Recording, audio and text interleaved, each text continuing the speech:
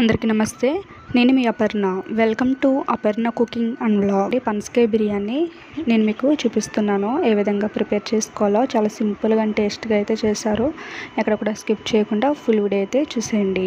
ముందుగా మనం పనసకాయ బిర్యానీ చేసుకోవడానికి ఒక ప్యాన్ తీసుకుని కొద్దిగా ఆయిల్ అయితే వేసుకొని పనసకాయ ముక్కలను అయితే ఫ్రై చేసుకోవాలి. మేము కొద్దిగా ఆయిల్ అయితే వేసాము ఇక్కడ. మీకు కావాలంటే డీప్ ఫ్రై కూడా చేసుకోవచ్చు, అంటే ఎక్కువ ఆయిల్ వేసుకొని ఫ్రై కూడా చేసుకోవచ్చు వీటిని. లేదా ఈ విధంగా తక్కువ నేను వేసుకున్నాం మేము ఇక్కడ, ఎక్కువ ఆయిల్ ఎందుకని.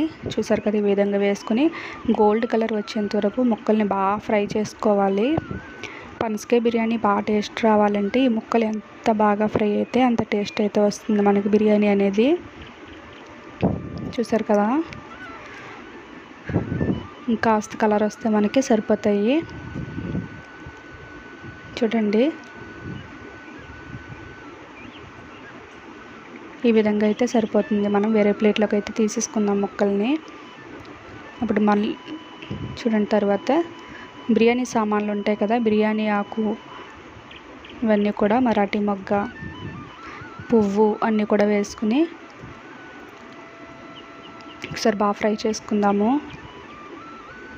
బిర్యానీ సామాన్లన్నీ కూడా వేసుకొని బాగా ఫ్రై చేసుకోవాలి. తర్వాత పచ్చిమిరపకాయలు కూడా వేసుకోవాలి, ఒకసారి కలుపుకోవాలి.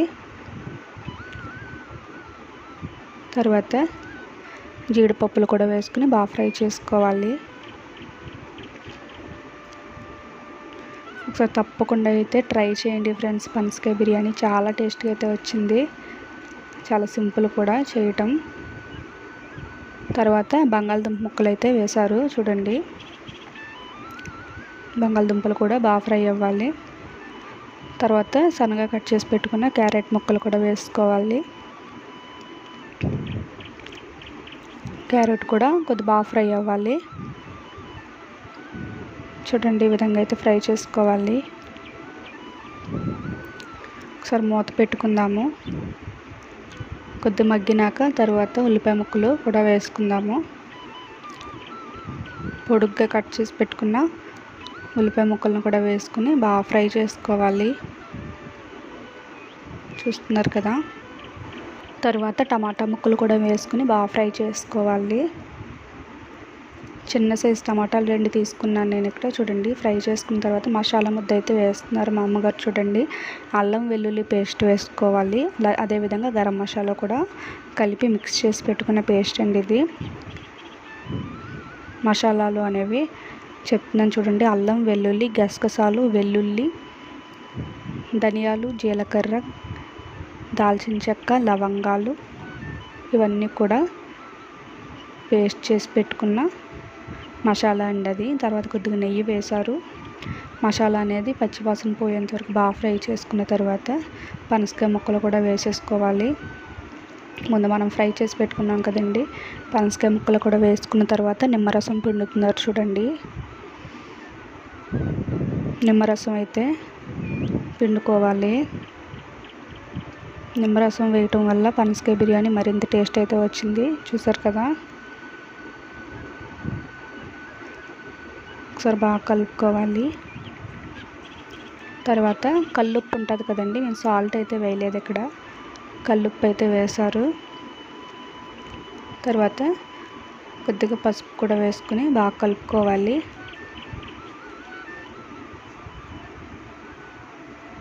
చూడండి, బాగా కలపాలి. తర్వాత బియ్యం ఒకసారి శుభ్రంగా కడిగి పెట్టుకొని, చూడండి, 1 కప్పు బియ్యానికి 2 కప్పులు నీళ్ళు అయితే కరెక్ట్గా సరిపోతుందండి కొలత. చూడండి, మేము అదే కప్పుతో 1 కప్పు తీసుకున్నాం బియ్యం, కాబట్టి 2 కప్పుల నీళ్ళని అయితే వేశారు. చూసారు కదా, బియ్యం అయితే నానబెట్టుకోవాల్సిన అవసరం లేదండి, మామూలుగా కడిగి పెట్టేసుకుని రైస్. చూడండి, కొద్దిగా వాటర్ అనేవి ఉడకాలి, బాగా బాయిల్ అవ్వాలి. చూసారు కదా, బాగా మరగాలి. మరుగుతున్నప్పుడు మనం బియ్యాన్ని అయితే కడిగి పెట్టుకుని బియ్యం అయితే వేసేసుకుందాం. 1 కప్పుకి 2 కప్పులు వాటర్ అయితే కరెక్ట్గా సరిపోతుంది. 1 కప్పు రైస్కి 2 కప్పుల వాటర్ అయితే మనకి కరెక్ట్గా ఉడుకుతుందండి. చూడండి, బాగా కలుపుకొని ఒకసారి మూత పెట్టేసుకుందాము. చూస్తున్నారు కదా, ఒకసారి బాగా కలుపుకోవాలి. చూడండి కొద్దిగా దగ్గరికి అయితే అయ్యింది మనకి. ఒక 15 నిమిషాలు అయితే మనకి రెడీ అయిపోతుందండి బిర్యానీ. చూసారు కదా కొద్ది దగ్గరికి అయ్యింది. కాస్త ఉడికితే మనకు సరిపోతుంది. చూడండి ఫ్రెండ్స్, చాలా పొడి పొడిలాడుతూ మనకు చాలా టేస్ట్గా అయితే వచ్చింది. తర్వాత మనం కొద్ది దగ్గరికి అయ్యిందాక కొత్తిమీర వేసుకొని మరొకసారి కలుపుకుందాము. చూడండి బాగా కలుపుకుంటే కొత్తిమీర అనేది తొందరగా మగ్గుతుంది కదా. చాలా సింపుల్గా అండ్ టేస్ట్గా అయితే మనకి చూడండి పనసకాయ బిర్యానీ అయితే రెడీ అయిపోయింది. టేస్ట్ అయితే చాలా బాగుంది ఫ్రెండ్స్. తప్పకుండా ఒకసారి చాలా సింపుల్గా అండ్ టేస్ట్గా ఈ వీడియో డౌన్లోడ్ చేసుకుని ఒకసారి మీరు ట్రై చేయండి ఫ్రెండ్స్. ట్రై చేసి మీకు ఎలా వచ్చిందో నాకు కామెంట్ సెక్షన్లో అయితే కామెంట్ చేయండి. చూసారు కదా పనసకాయ బిర్యానీ మీకు నచ్చినట్లయితే లైక్ చేయండి.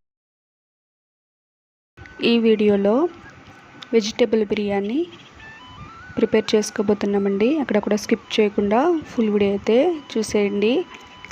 ఈ బిర్యానీ అనేది మనం ప్రెషర్ కుక్కర్లో అయితే ప్రిపేర్ చేసుకుంటున్నాం. అలాగే చాలా టేస్ట్గా పర్ఫెక్ట్గా అయితే వచ్చింది. పొడి పొడిలాడుతూ చాలా బాగా వచ్చిందండి బిర్యానీ అయితే. ఒకసారి తప్పకుండా మీరు ప్రెషర్ కుక్కర్లో ట్రై చేయండి. ఇప్పుడు మనం వీడియోలోకి అయితే వెళ్ళిపోదాం.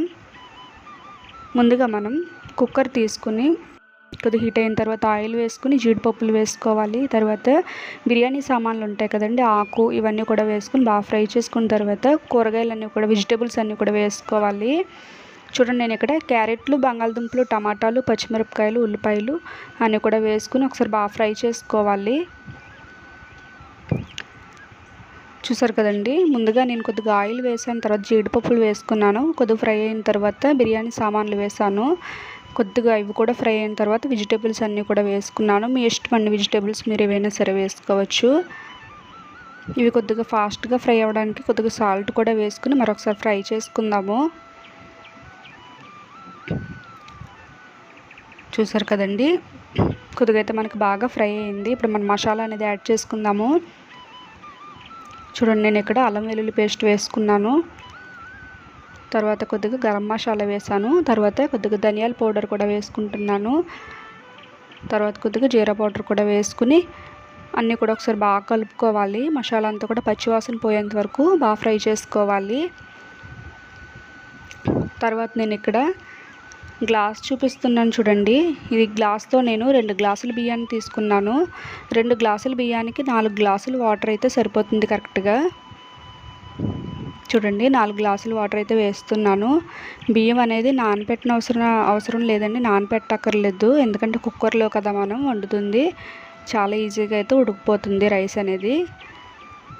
బియ్యం కడుక్కుని మనం పక్కన పెట్టుకుందాము. చూసారు కదా, ఈ గ్లాస్తో నేను 2 గ్లాసుల బియ్యాన్ని తీసుకున్నాను. 2 గ్లాసుల బియ్యానికి మనకి 4 గ్లాసుల వాటర్ అయితే కరెక్ట్గా సరిపోతుంది. చూడండి కొద్దిగా వాటర్ అనేవి బాగా వేడెక్కినాక బియ్యాన్ని అయితే వేసుకుందాము. ఇప్పుడే మనం సాల్ట్ అనేది కరెక్ట్గా సరిపోయిందా లేదో ఒకసారి చెక్ చేసుకోవాలి. చూడండి కొద్దిగా వాటర్ అనేవి కొద్దిగా మరిగినప్పుడు మనం బియ్యాన్ని అయితే వేసేసుకుందాము.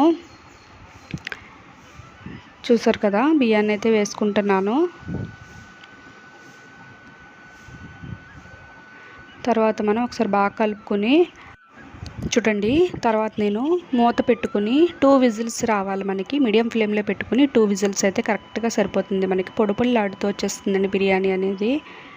చూడండి ఇప్పుడు నేను మీకు 2 విజిల్స్ అయిన తర్వాత మూత తీసి చూపిస్తున్నాను చూడండి. చూసారు కదా, బిర్యానీ అనేది మనకి కరెక్ట్గా పర్ఫెక్ట్గా అయితే పొడి పొడిలాడుతూ వచ్చింది. చూసారు కదా, 2 గ్లాసులకి 4 గ్లాసుల వాటర్ అయితే మనకి 2 గ్లాసుల బియ్యానికి కరెక్ట్గా సరిపోతుంది. చూడండి ఫ్రెండ్స్, చాలా సింపుల్గా అండ్ టేస్ట్గా అయితే మనకి వెజిటేబుల్ బిర్యానీ ప్రెషర్ కుక్కర్లో అయితే రెడీ అయిపోయింది కదా. ఈ వీడియో మీకు నచ్చిందని అనుకుంటున్నాను. నచ్చితే ఒక లైక్ చేయండి. మీ ఫ్రెండ్స్ అండ్ రిలేటివ్స్ అందరికీ కూడా ఈ వీడియోని షేర్ చేయండి. మరిన్ని మంచి రెసిపీస్ కోసం మన ఛానల్ని సబ్స్క్రైబ్ చేయడం మాత్రం మర్చిపోకండి.